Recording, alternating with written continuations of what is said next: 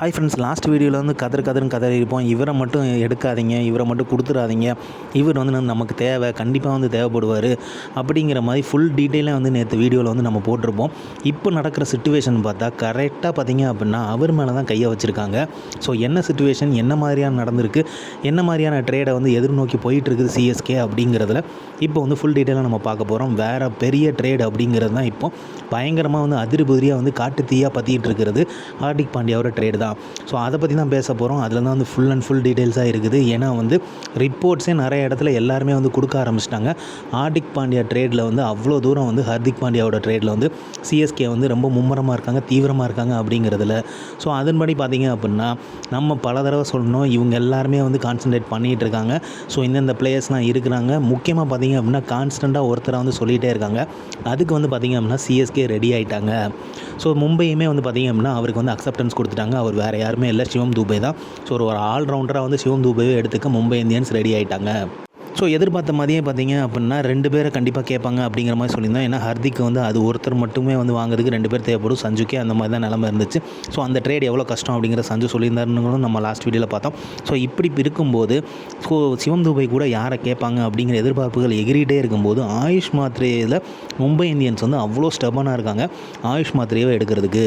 நம்ம எப்படி வந்து ஹார்திக்கை வந்து உள்ளே கொண்டு வரணும் அப்படிங்கிறத வந்து தீவிரமாக இருக்கும், அதே மாதிரி அவங்களுமே ஆயுஷ் மாத்ரேவை எப்படியாவது கொண்டு வரணும், இந்த ட்ரேடில் எடுத்தால் தான் உண்டு அப்படிங்கிற மாதிரி அவரை வந்து கான்சன்ட்ரேட் பண்ணி புஷ் பண்ணுறாங்க. பட் ஆனால் நம்ம சிஎஸ்கே அதுக்கு வந்து அடிமணியவும் இல்லை, அசையவும் இல்லை. ஆயுஷ் மாத்ரே எங்களுக்கு மட்டும்தான், நாங்கள் விட்டு கொடுக்குறதாவோ ட்ரேட் பண்ணுறவோ ஐடியாவே இல்லை, இதை நீங்கள் வந்து உங்கள் கனவுல கூட நினச்சிடாதீங்க அப்படிங்கிற மாதிரி ரிப்ளை பண்ணியிருக்காங்க. இந்த சிச்சுவேஷனில் பார்த்தீங்க அப்படின்னா ஹார்திக் வந்து நமக்கு வந்து சிஎஸ்கே கிடைப்பாரா, உள்ளே வருவாரா மாட்டாரா அப்படிங்கிற மாதிரி இருந்துச்சு. ஸோ ரேஸில் வந்து பார்த்தீங்க அப்படின்னா கேகேஆருமே என்ட்ரி கொடுத்தாங்க. ஸோ கேகேஆர் வந்து பார்த்திங்க அப்படின்னா ஹார்திக்கை வந்து கேப்டன் ஆக்கிறதுக்கான முடிவு எடுத்தாங்க. ஸோ அதனால் அவங்களுமே ரேஸ்க்குள்ளே வந்தாங்க. ஸோ சிஎஸ்கேவா கேகேஆரா அப்படிங்கிற மாதிரி இருந்துச்சு. ஆனால் நமக்கு எல்லாருக்குமே தெரியும், ரிப்போர்ட்ஸுமே நிறைய பேர் சொன்னாங்க, ஹார்திக் வந்து பார்த்திங்க அப்படின்னா ரொம்பவே விருப்பப்படுறாரு சிஎஸ்கேக்குள்ளே வர்றதா. ஏன் அப்படின்னு பார்த்திங்கன்னா 2 விஷயம். ஒன்று வந்து தோனி, இன்னொன்று வந்து சிஎஸ்கேவோட மேனேஜ்மெண்ட். ஸோ நிறைய பேர் வந்து சிஎஸ்கேவை ப்ரிஃபர் பண்ணுற காரணமே அதுதான், அவங்களோட ஃப்ரீ ஃப்ளோவாக வந்து ஆக்டிவிட்டீஸ் இருக்கும் அப்படிங்கிறதுனால தான்.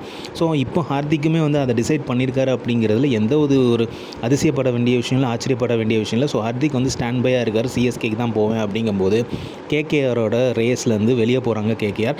ஸோ சிஎஸ்கே வந்து இப்போ வந்து ஸ்டாண்ட் அலோனாக நின்று ஹார்திக்கை வந்து மும்பையிடம் பேசிகிட்டு இருக்காங்க. பட் ஆனால் மும்பை வந்து ஆயுஷ் மாத்ரேவை ஸ்டெபனாக கேட்டுருந்தாங்க.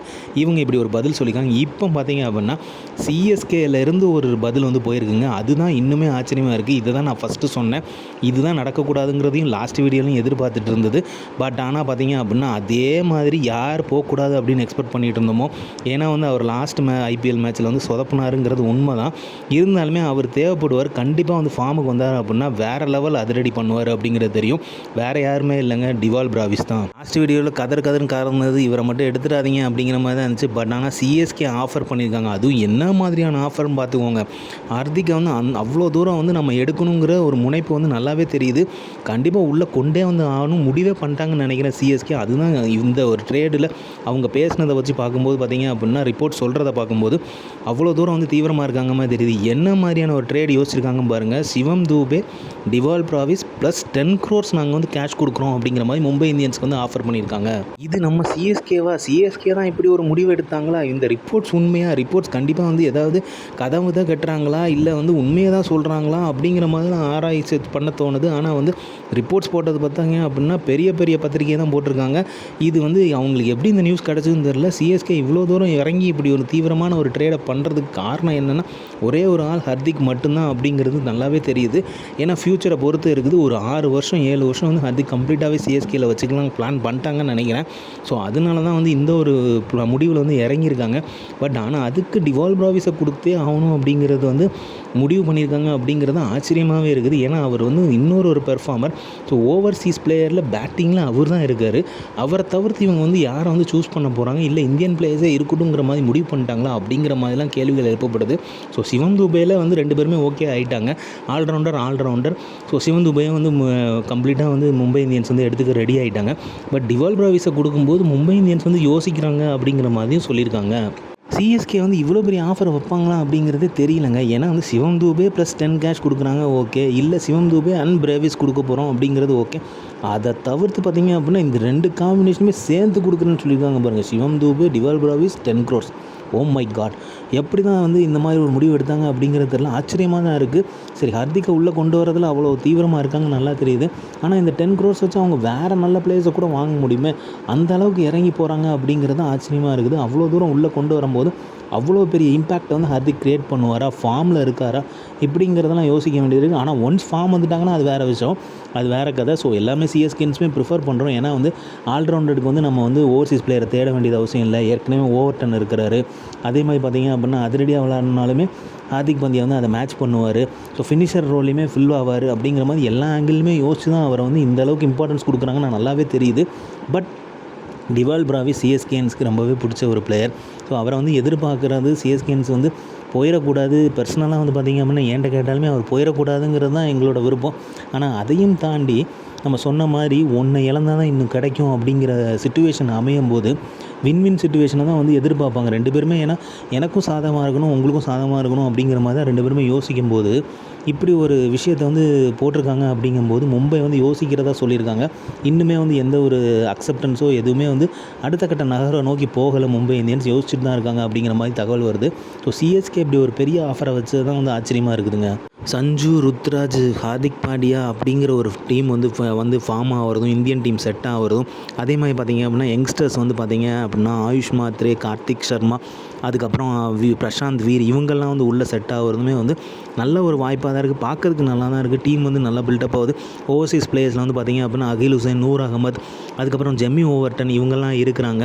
இது போக நேத்தன் எல்லிஸ் இருக்காங்க. ஸோ வந்து டீம் பில்டப் வந்து நல்லா தான் இருக்குது, சூப்பராக தான் இருக்குது. ஆனால் ஓவர்சீஸ் பேட்ஸ்மேன் ஒருத்தர் வேணுமேங்க. அதுக்கு தானே டிவால் பிராவிஸை நம்ம வந்து மெயினாக வந்து வச்சுருந்ததே. அவர் வந்து அதிரடியான ஒரு பேட்ஸ்மேனுங்க. ஃபார்ம் வந்தாருன்னா வேறு லெவலில் விளையாடுவார். இப்போ வந்து 100s கூட விளாண்டுருக்கார். ஃபார்மில் வந்திருக்கார். 25 பால்ஸ்க்கு வந்து 39 ரன்ஸ் அடித்தார்.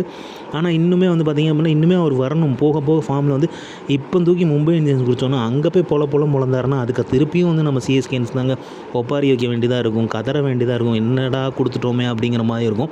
இப்படிலாம் பல ஆங்கிளில் யோசிக்க வேண்டியதாக இருக்குது. ஆனால் வந்து வேறு வழி இல்லை, ஒரு ஆளை எடுக்கணும். அதுவும் வந்து பர்ஃபெக்டான ஒரு பிளேயர், ஆல்ரவுண்டரான பிளேயர், சூப்பராக வந்து செட்டாக வரக்கூடிய பிளேயர் வந்து உள்ள டீமுக்குள்ளே வர்றாங்க அப்படின்னா இந்த மாதிரியான ஒரு ட்ரேடை வந்து நம்ம அக்செப்ட் பண்ணிக்க வேண்டிய நிலைமையில் இருக்கோம் அப்படிங்கிறதான் நிதர்சனமான உண்மை. ஸோ வந்து ஏற்றுக்கிட்டு தான் ஆகணும் அப்படிங்கிறது தான்.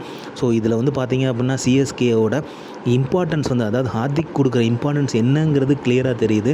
அந்த அளவுக்கு வந்து இம்பார்ட்டன்ஸ் கொடுத்துருக்காங்க. ஸோ அதனால் வந்து ready to give டிவால் Brevis plus 10 crore cash கொடுக்கறதுக்கு ரெடியாக இருக்காங்க. ஸோ இதை தான் வந்து நம்ம நோட் பண்ண வேண்டியதாக இருக்குது. அந்த அளவுக்கு வந்து பிளேயர் இம்பேக்ட் பண்ணுவாங்க அப்படிங்கிறத எக்ஸ்பெக்ட் பண்ணுறாங்க சிஎஸ்கே மேனேஜ்மெண்ட். ஸோ கண்டிப்பாக பார்த்திங்க அப்படின்னா ஹெட் கோச் போட்டதுக்கப்புறம் தான் இந்த ட்ரேட் வந்து இவ்வளோ மும்முரமாக போகும், தீவிரமாக போகும் அப்படிங்கிற மாதிரிலாம் நான் நினச்சிட்டு இருந்தேன். இருந்தாலுமே இன்னொரு பக்கம் பார்த்திங்க அப்படின்னா சூடு பிடிச்சிட்டு தான் இருந்துச்சு. இன்றைக்கி வந்து பார்த்திங்க அப்படின்னா ஆல் ஆஃப் சடன் வந்து செம அதிரடியான ஒரு ட்ரேட் நியூஸ் வந்து இவ்வளோ தூரம் ஸ்ப்ரெட் ஆகிருக்கு அப்படிங்கிறது தான் ஆச்சரியமான விஷயம். அதுவுமே பெரிய பெரிய ரிப்போர்ட்ஸ் வந்து சொல்ல ஆரம்பிச்சிட்டாங்க அப்படிங்கிறது தான் சிஎஸ்கேவோட மேனேஜ்மெண்ட்டோட தீவிரம் இதுலேருந்து நல்லாவே தெரியுது. ஹர்திக்கை உள்ளே கொண்டு வரதில் எவ்வளோ வந்து ஃபாஸ்ட்டாக இருக்காங்க அப்படிங்கிறது. ருத்ராஜையுமே வந்து அவங்க எம்ஐ வந்து விடலைங்க. அவரையும் வந்து ஒரு குறி வச்சுட்டு தான் இருந்தாங்க. ஆனால் வந்து நமக்கு தெரியும் அவர் தான் நம்மளோட கேப்டன் அப்படிங்கிறதுனால தரமாட்டாங்கன்னு தெரியும். அதனால வந்து ஆயுஷை கண் வைப்பாங்க அப்படிங்கிறது நல்லா தெரியும். முந்தைய வீடியோலாம் நம்ம சொல்லியிருக்கோம் ரோஹித் சர்மாக்கோட ரீப்ளேஸ்மெண்ட்டுக்கு கண்டிப்பாக பார்ப்பாங்க அப்படிங்கிறது.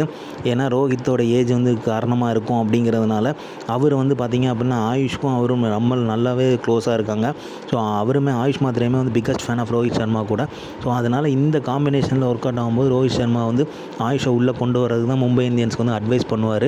அதை நோக்கி தான் அவங்க பயணிக்கிறாங்க அப்படிங்கிறது நம்ம முந்தைய வீடியோவில் பார்த்துருக்கோம். இதை தான் வந்து அவங்க வந்து அவ்வளோ தீவிரமாக அவங்களுமே கேட்டிருக்காங்க. பட் ஆனால் சிஎஸ்கேக்கு ஹேட்ஸ் ஆஃப் கொடுக்கலன்னு சொல்லிட்டாங்க, கொடுக்க மாட்டோன்னு சொல்லிட்டாங்க. அவரோட இம்பார்ட்டன்ஸ் என்னங்கிறது தெரியும். 1 down அதுவும் ரொம்ப ரொம்ப முக்கியங்க. வேறு லெவலில் அவர் வந்து ப்ளே பண்ணுறாரு.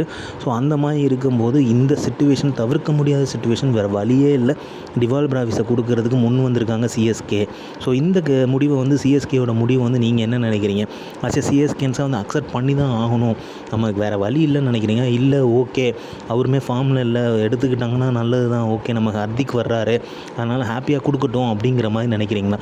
இதை வந்து நீங்கள் கமெண்ட்ஸில் சொல்லுங்கள். மேலும் மேலும் என்னென்ன பண்ண போகிறாங்க, சிஎஸ்கே வந்து மினி ஆக்ஷனில் வந்து யாரை வந்து ரிட்டைன் பண்ண போகிறாங்க, கொடுக்க போகிறாங்க அப்படிங்கிறதையுமே வெயிட் பண்ணி பார்க்கணும். ஸோ அதுக்கான டீட்டெயில்ஸுமே நம்ம வந்து கூடிய விரைவில் வரும். ஆனால் தோனியுமே வந்து ரொம்ப மும்முரமாக இருக்கிறாரு. சிஎஸ்கே டீமை வந்து ஃபைன் டியூன் பண்ணுறதுலையும் வந்து அவருமே ஆர்வமாக இருக்கார்.